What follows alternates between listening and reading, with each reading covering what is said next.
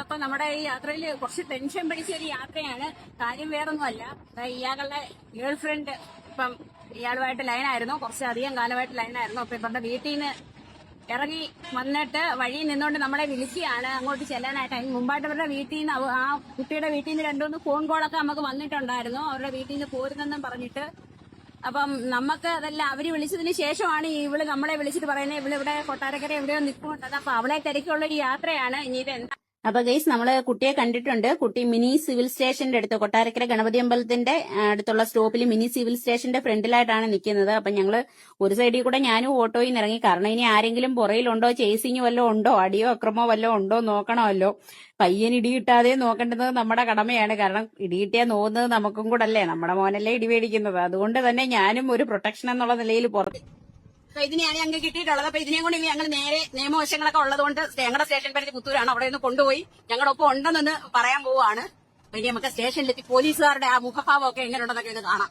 അങ്ങനെ ഞങ്ങൾ പോലീസ് സ്റ്റേഷനിലെത്തി.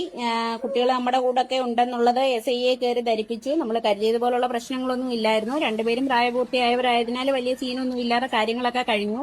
ഇനി നമുക്ക് വീട്ടിലേക്ക് പോവാം. ഇങ്ങനെ ഒരു വലിയ യാത്രയ്ക്ക്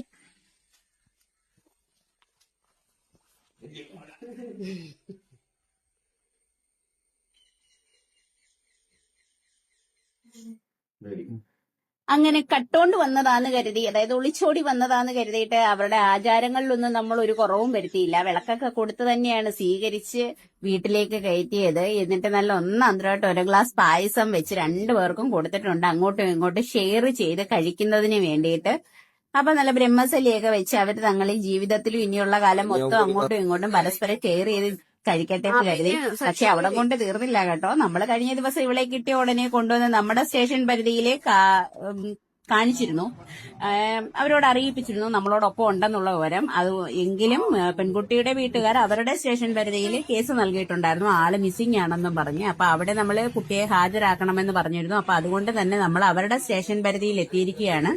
ഇയാളെ അവിടെയും കൊണ്ടുവന്ന് ഹാജരാക്കാൻ, ഇവിടെയും കൂടെ കൊണ്ടുവന്ന് ഹാജരാക്കി കഴിഞ്ഞാൽ വലിയ രീതിയിലുള്ള നിയമ തടസ്സങ്ങളോ എന്താ പറയേണ്ടത് കേസോ കാര്യങ്ങളോ ഒന്നുമില്ല. അതേസമയം നമ്മൾ പെൺകുട്ടിയെ പൂഴ്ത്തി വെച്ചിരുന്നു കഴിഞ്ഞാല് പിന്നീട് വേറെ വലിയ വലിയ വകുപ്പുകളൊക്കെ വരാൻ സാധ്യതയുള്ളത് കൊണ്ട് തന്നെ